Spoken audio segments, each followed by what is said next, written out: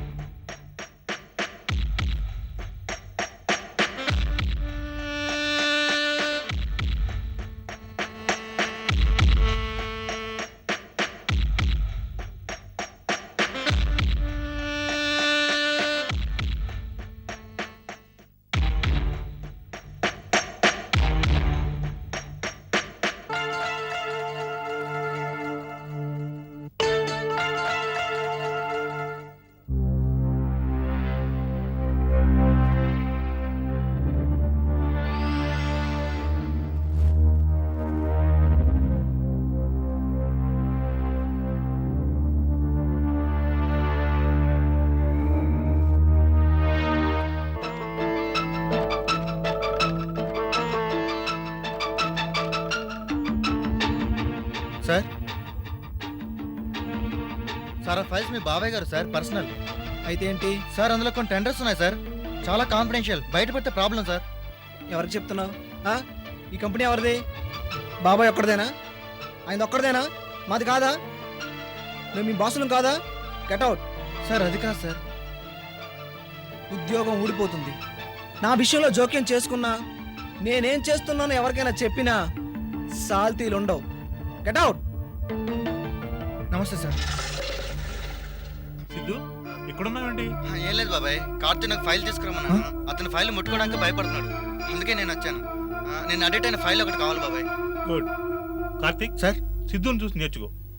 చూసేవా ఎంత సిన్సియర్గా ఉన్నాడో మా అలాగే సార్.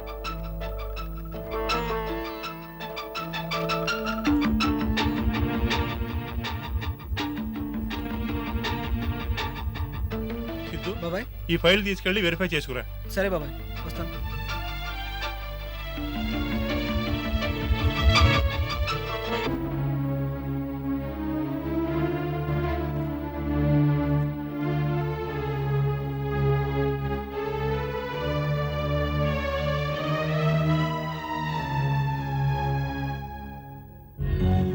హలో, నేనెవరో మీకు అనవసరం. గంగా ఫార్మా వాళ్ళు వేస్తున్న టెండర్ ఫిగర్ని నేను లీక్ చేస్తున్నాను. అందుకు నాకు 2 lakhs కావాలి. ఓకేనా? డన్. సాయంత్రం కావేరీ హిల్స్లో కలుద్దాం. నిన్ను నేను గుర్తుపట్టగలను. Don't worry. ఓకే?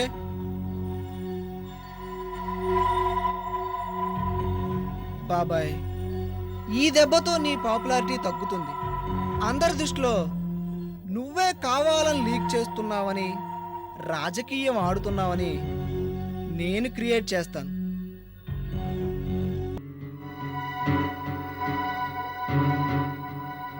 అమ్మా అంజలి, కాసిన మంచినీళ్ళు తీసురా అమ్మా.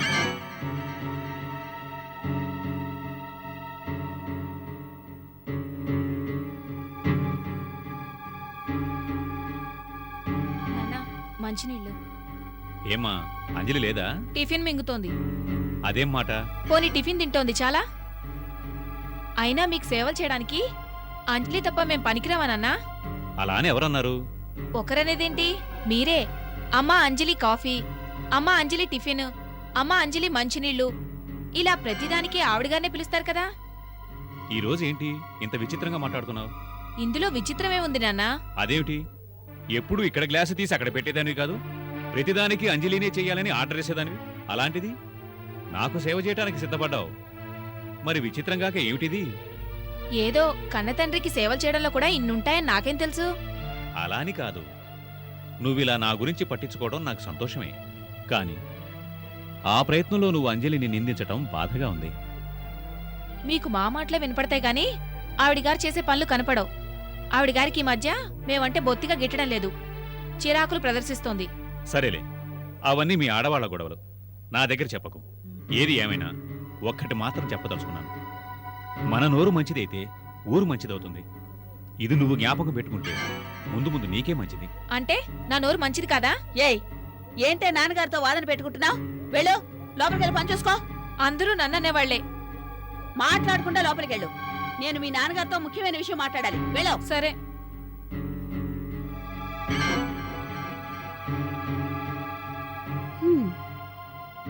అయినా ఏంటండి చిన్నపిల్లతో? ఇది మరీ బాగుంది. దానికి మంచి చెప్పడం కూడా తప్పేనా? ఏమండి, నిజంగా మీరు దాని మంచి కోరుకునేవారైతే మీరు చేయవలసిన పని మరొకటి ఉందండి. ఏంటది? కుమార్తో పెళ్లి విషయం మాట్లాడడం. ఇంటికెళ్ళి వాళ్ళ పెద్దవాళ్ళతో మాట్లాడొస్తానన్నాడు కదా. ఏంటి మీ ధీమా? వాళ్ళ పెద్దలు ఈ పెళ్లికి ఒప్పుకుంటారనేనా? ఒప్పిస్తానంటున్నాడు కదే. అంత తేలిక ఎలా తీసుకుంటున్నారండి? మన అమ్మాయి పరిస్థితి తెలుసు. ఈ పెళ్లి జరగాలంటే అవతలి వాళ్ళు కూడా కుమార్ లాగా ఎంతో విశాల హృదయం కలిగి ఉండాలి. అలా జరుగుతుందంటారా? చూడు వరలక్ష్మి, పార్వతి తలరాతకు మనం బాధ్యులమయ్యామని బాధపడని రోజు లేదు. ఈ విషయం నీకు తెలుసు. అలాంటి మన కూతుర్ని పెళ్ళెప్పుడు చేసుకుంటావని కుమార్ని ఎలా అడగాలి? అలా ఆలోచిస్తూ కూర్చుంటే కుమార్ వెళ్ళిపోతాడండి. రేపు ఎల్లుండో ప్రయాణం పెట్టుకున్నాడు. అక్కడికి వెళ్ళిన తర్వాత పరిస్థితులు ఎలా మారుతాయో ఎవరు మాత్రం చెప్పగలరు. అందుకే మీరే అతన్ని ఒప్పించి ఓ మాట తీసేసుకోండి. అలా నిర్బంధించడం తప్పే. అతని ఇష్ట ప్రకారమే ఈ పెళ్లి జరగాలి. అంతకు మించి అతని అన్నగారు కూడా ఇందుకు ఒప్పుకోవడం చాలా ముఖ్యం. నా వల్ల కాదు. హ్మ్. మిమ్మల్ని పని చేయమన్నందుకు నా చెప్పుతో నేనే కొట్టుకోవాలి. ఈ విషయం మీతో కాదు, అబ్బాయితో మాట్లాడతాను.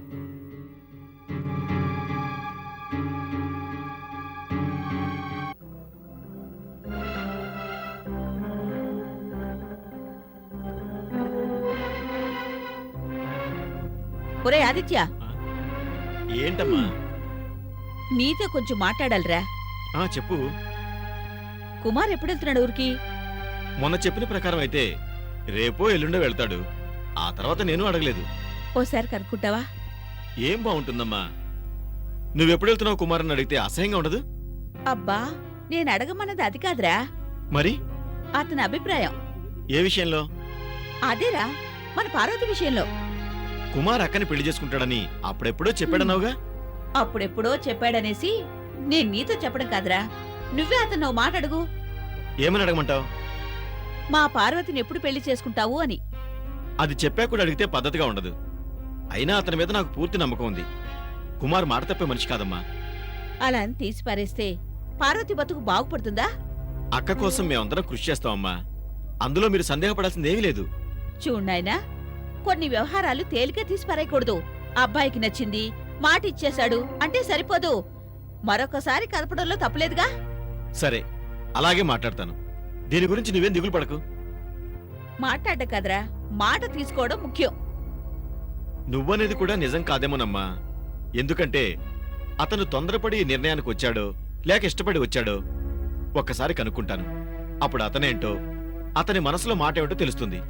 సరే, ఏదో ఒకటి చెయ్యి. కానీ మన పార్వతి భవిష్యత్తుని దృష్టిలో పెట్టుకుని మాట్లాడు. అలాగేనమ్మా. ఆ మాత్రం నాకు తెలియదనుకుంటున్నావా? కుమార్తో నేను మాట్లాడతాలే. ఏమోరా, నాకెందుకో అన్నీ ఓ కొలిక్కొస్తేనే గాని నిద్ర పట్టేట్లేదు. మీ నాన్నగారు చూస్తే అలా ఉన్నారు. కూతురి భవిష్యత్తే పట్టదు, ఏమైనా అంటే పెద్దగా అరుస్తున్నారు. ఆయనకి ఈ మధ్య కోపం బాగా పెరిగిపోయింది. అమ్మా, నీ కంగారులో దేవుళ్ళలాంటి నాన్నగారు కూడా కరుగ్గా మారిపోతున్నారు. అదేం కాదు, ఎలాగూ ఎవరో వచ్చి తన కూతుని చేసుకుంటానన్నాడుగా, చేసుకుంటారులే అని నిర్లక్ష్యం. అమ్మా, ఆవేశంలో నువ్వు నాన్నగారిని ఏదేదో అనేస్తున్నావు. తప్పమ్మా. తప్పడు తప్పు. ఇంతకుముందు ఏమన్నారు తెలుసా? అంతా అతని ఇష్టం, ఆలోచించి తీసుకోవాల్సిన నిర్ణయాన్ని మనం బలవంతం చేయకూడదు, అంతా అయిపోతుంది అన్నారు. నాకెలా ఉంటుంది చెప్పు? సరే సరే, అన్నిటికీ నేను ఉన్నాను కదా, నేను చూసుకుంటాను. నువ్వు వెళ్ళు. ఆదిత్య, నువ్వేం చేస్తావో నాకు తెలీదు. మన పార్వతి పెళ్లి ఆ కుమార్తో జరగాలి, అంతే. సరే.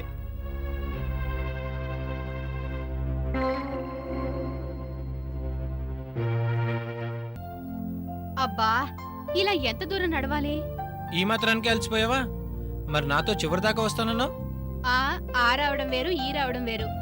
నా బైక్ రిపేర్కి ఇచ్చాను, ఇక్కడే అని 2 కిలోమీటర్లు నడిపించేశావు. ఇదేంటని అడిగితే ఏదేదో చెప్తావేంటి? నడిస్తే ఒంటికి మంచిది కదా ఐశ్వర్య. అందుకని కావాలని నీ బైక్ ని 10 కిలోమీటర్ల దూరంలో ఇచ్చావా? లేదులే, ఇంక దగ్గరికి వచ్చేసాం.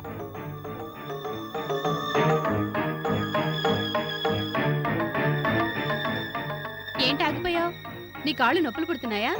ఐశ్వర్య, అటు చూడు.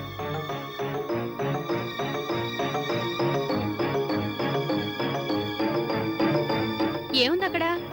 మా సిద్ధుగాడు ఎవరో ఫ్రెండ్ తో మాట్లాడుతున్నాడు.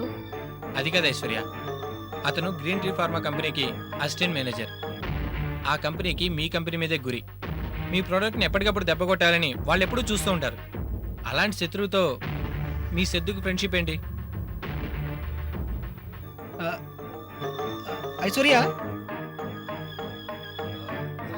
సందీప్ ఇలా వచ్చారేంటి? నా బైక్ రిపేర్ అయితే ఈ దగ్గరలోనే మెకానిక్ ఇచ్చాను. ఓహో, అలాగా. సరే సరే, నాకు ఒక వేరే పని ఉంది, వస్తాను. Bye Sandeep, bye Aishwarya. సిద్ధు మన ఇద్దరిని చూసి కంగారు పడుతున్నానంటే ఏదో జరుగుతుంది ఐశ్వర్య. మీ వాడేదో కొంప ముంచే పనే చేస్తున్నాడు. అవే మాటలు, అలాంటిదేం ఉండదులే. పద వెళ్దాం. ఈ ఐశ్వర్యని అమాయకురాలు చేసి ఆడిస్తున్నారు.